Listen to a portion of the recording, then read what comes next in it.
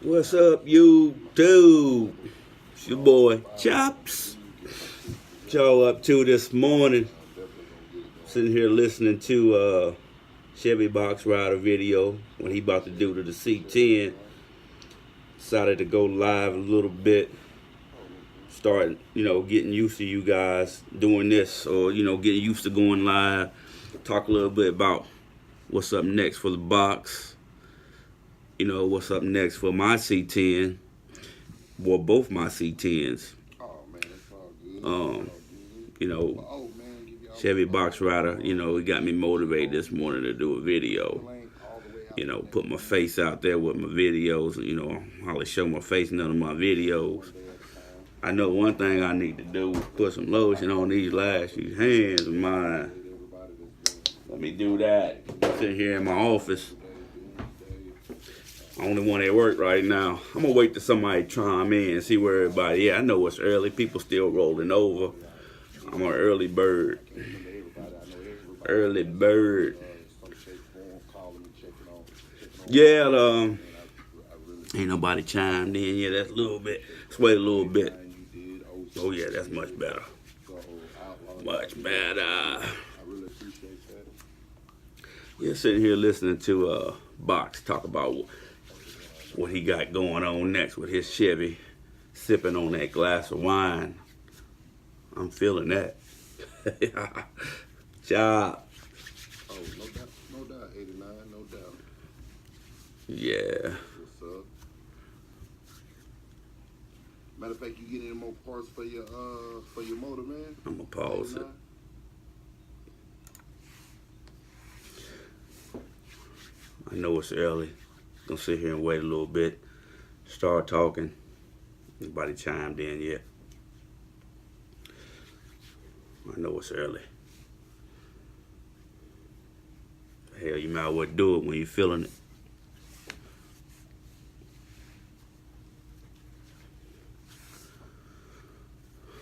Well, I'm gonna go home and talk. Yeah, I got the box. Box is just about, well, it's ready. I'm going back to North Carolina here tonight. I'll be back home tonight. And the box is going into the paint shop Monday. I carry it to the paint shop. I would paint it myself, but it's not. I paint up here in Maryland a little bit, just a little bit. But I want a nice paint job, so I'm gonna leave it in North Carolina and I'm gonna take it to the paint shop in North Carolina, where I'm from, and let my boy Todd do it for me. It's going back the same color, like that dark charcoal gray color. Then that'll be it for the outside. I'm not doing anything else to the outside. And when it's finished painting, I get my bag right. I'm gonna do the guts in it. I know definitely I'm gonna get the guts done in it. I might go back old school. I might go back tweed, suede. I don't know yet. I'm feeling that tweed and suede. Excuse me. And I might even go leather and suede. I don't know yet, but right now on my mind, I got tweed and suede on my mind right now, like a black Katera suede top, roof, and maybe a gray tweed, something like that. Figure it out. Probably I definitely want a LS or a Brome set of seats. I got bench in there now, so my box is it's just it's not even a classic, man. It's base model, and that's what I wanted really. I didn't really want power windows, and I do got power locks in there, but I didn't really want all that other stuff in there because it was gonna be like a street car. I was just gonna tune it, big motor, and that's what I was gonna do. But ended up changing my mind. It's just gonna be like a sleeper. But I am gonna do the guts nice and paint nice and go from and that'll be it on that, because that's done. Now my box, what's left on my box is tune. I gotta get it tuned. I just been lazy with that, and I have to I mean, I can do a straight tune on it and don't have to do anything to the drive shaft. But if I want to do a dyno tune, I got to get the drive shaft replaced. So that's the reason why I've been lazy with it about getting it tuned, because I was gonna get a dyno tuned, and I still might. So I still might have to end up getting a drive shaft anyway. But I'm not gonna. This winter I'll be finishing that up. I know around in my area where I'm at, it's like a 3-month wait, man, to get a tune on a dyno tune. So that's really been why I ain't been really one of the reasons why I ain't rushed getting that drive shaft, because it's a wait. It's like a 3-month wait. So that's where I'm at with that. I am gonna get the Chevy, the '83, because I got two C10s. The '83, I'm gonna get it painted next after the box too. So get the bag right for that. I gotta get the bag right for that. I don't know if you guys been checking out some of my videos in the 60, the 1960 C10. It's really on the back burner. I still been buying parts behind scenes for that. I just picked up the Willwood big brake kit for the rear. I have disc brakes on that thing all the way around now, but they're not the big brake kit. They're just disc brake kit. But I just picked up the rear. So just buying parts for that thing behind scene. Not doing anything on it, but probably this spring or the summer I'm gonna pull it out. Start working back on it, because everything else should be, other than the paint on the '83, everything should be done really by the spring with the two vehicles. So, and then I can concentrate on that 60. But yeah, and I was wanting to do this video too to give Box some advice about the air ride, because I have the E-level system on my '83. That's a nice system, man. I don't think nothing's touching AccuAir out there. You can just about do any type of suspension you want, but when it comes to the management system, there's 3 things I'll buy when it comes to air ride. AccuAir, and I definitely mess with Slam Specialty bags. I wouldn't get anything other than Slam Specialty bags, and I wouldn't get nothing else other than maybe Via Air, or I can't think of another company. I think it might be not AccuAir, excuse me. Far as the compressors, Via Air, Slam Specialties, and AccuAir for the suspension part. And then of course you can do anything you want with the metal work, far as your rear suspension and your front suspension. Now, all them other cats like Porterbuilt, GSI, Fabrication, Chassis Work. Chassis Work probably might be the least expensive of the two. But you're not getting a front cross member. If you want to save money on doing an air ride system on your truck or your car, whatever it may be. Well, I don't know about the car, but I do know about the C10 truck. You save a little bit of money by getting that cross member notched and, cut, lowered, section out. You save a little bit of money. You just got to find somebody to do it. There's some guys on Facebook that sells those things already done. I think like $250, $275. You just add in your lower up and lower control arm. Get the tubulars. You can get spend some money on some tubulars that's already narrowed 1 inch, keep centered up, keep your wheel centered up in your wheel well. Because if you don't do it right, you won't have your wheels straight in there. But yeah, my boy, where I'm from in North Carolina, did my front and back. I didn't buy no engineer kit. Hell, he engineered it, and it works fine. I'm not laying frame. I'm like maybe half an inch from laying frame. No reason why I'm not laying frame is because my lower control arms hit the ground first. So, but I'm low. I'm not low, and I'm not. I am laying frame in some part of my frame. I'm just not, I guess you would say, laying body, because it ain't set up to lay body. My bed has been raised, I think around 6 or 7 inches. My bed was raised at. He did all kind of fabrication. I'll take a good picture of my truck. maybe this weekend I'll go around it I'll go underneath it and I'll show a good picture of it if people hadn't seen any of my videos. What else? What's going on? That's it, man. Probably. I am looking for another build to do in the future. Like I stated last time I went live, I'm looking for that Impala. I had a '65 Impala back in the day that I let a shop do for me, air ride. It was air ride, but it was actually when Acura, it was Ride Tech. Ride Tech was really what was on the scene back then before Acura hit the scene. Which air ride is still good stuff. It's just that nobody's comparing to Acura. I mean, you got Acura, you got Airlift, you got Ride Tech, you got Slam Specialty, but when it comes to the management system, air ride, Acura is the shit. So, but anyway, the 65 Impala is what I'm looking for next. Either 65, 66, 67, anything in between 65 to 69. I'm trying to find. It'll be a future project. I got a 5.7 that I won't put that in, so that's sitting on the floor with a 6-speed behind it. So yeah, what else? I don't know.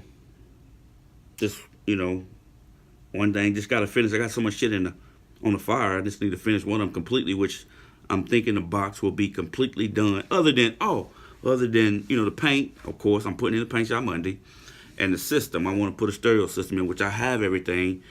I know how to put a system in. I know how to run wire, hook up a radio, hook up amps. But when it comes to the custom stuff, like, I want to do some custom keep pods, with 6.5 and a tweeter in it.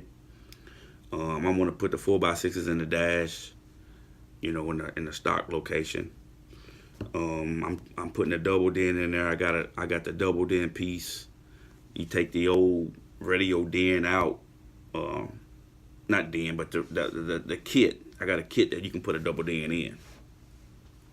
So then I got a couple 12s.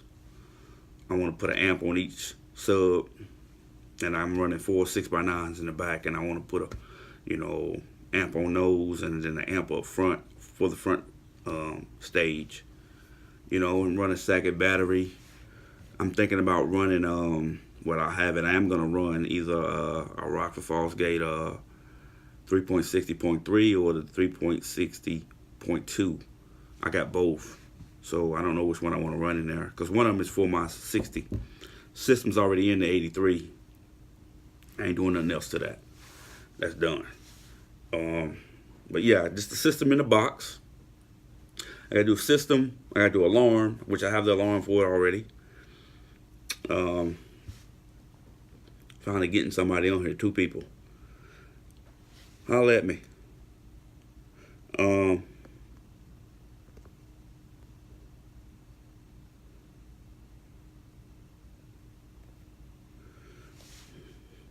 What's up, man? Who is this? Craig Doolin? What's going on, man?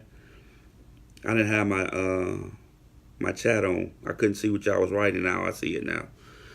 But yeah, just talking about my hot rods, man. Ain't talking about much. Have you thought about a full range 8-inch? Yeah, I thought about, this is what I thought about. I thought about still running the 6x9s across the deck underneath where you can't see them. 2 12s, 6.5 and tweeter. And I was going to get like a mid bass to go in a keep pod. I was going to do that. But I just thought it was too much, because I do got 6.5s. So I thought the 8s, I did like to have a little bit more up mid bass up front, but I didn't get them. I decided to go with a 4x6 on the dash and 6.5 and tweeter in the pod and the keep pods, and that's it up front. Really, I wasn't gonna run no rear stage at all. I wasn't gonna do the 6x9s at all. Then I changed my mind, because with those 12s I got there running about 1,000 watts per sub, and I got a 1,000 watt amp on each sub. So I got a amp for each sub. So I didn't want the bass drowning out my mid and my high. So I decided to go with I'm gonna get my mid from the 6x9s and all along with the highs. So that's how I'm gonna run it.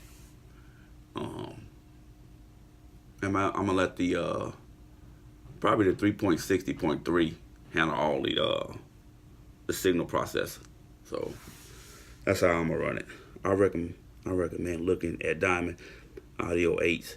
I had Diamond back in the day, man. I had a 94 Cadillac DeVille, and I had Diamond all the way through it. 6.5 tweeter. I had 212s. I had 5 1/4 tweeter. I had Diamond Audio back in the day. It's some good stuff, man. Actually, I went a little bit cheap on the system. I went with I think it's called Scar. It's the same stuff as Sundown. It's a copycat of Sundown because the guy that owns Scar used to work as part owner. Used to be part owner of Sundown, and they split apart early in the stages of the company. And he called his stuff Scar, and the other guy, of course, is from Concord, called his stuff Sundown. But it's the same stuff, same exact stuff, just 2 different names. And it's a lot cheaper. I mean, I seen some videos online. I think if you down with systems and stuff and you follow this cat named Steve Mead, he tested the amps I have. They rated it 1,000 watts, but they doing a little bit more than 1,000 watts at 14 amps. So with the stacked battery and an isolator, I think I can get that kind of power running those subs. So I mean, I might have a little knock, and I ain't into the knock anyway. I'm more into sound quality these days, man. Back in the day when I was younger, yeah, I wanted it to knock. I ain't really into knocking no more. I want sound quality, man. So Diamond is owned by the same company, Cervega. Okay. Which I didn't know. I'm a little lost in the audio world right now. I used to be really heavy into it, but I'm not all that into it, as far as company name, and I just didn't want to spend a gang of money on it, which I already have. I mean, and the deck I'm running is a Pioneer, a 4200 Pioneer deck, a double den, so that's what the deck I'm running in there. That's it, man. I just running my mouth, man, at work. Wanted to go live a little bit, talk about the 3 projects I got going on.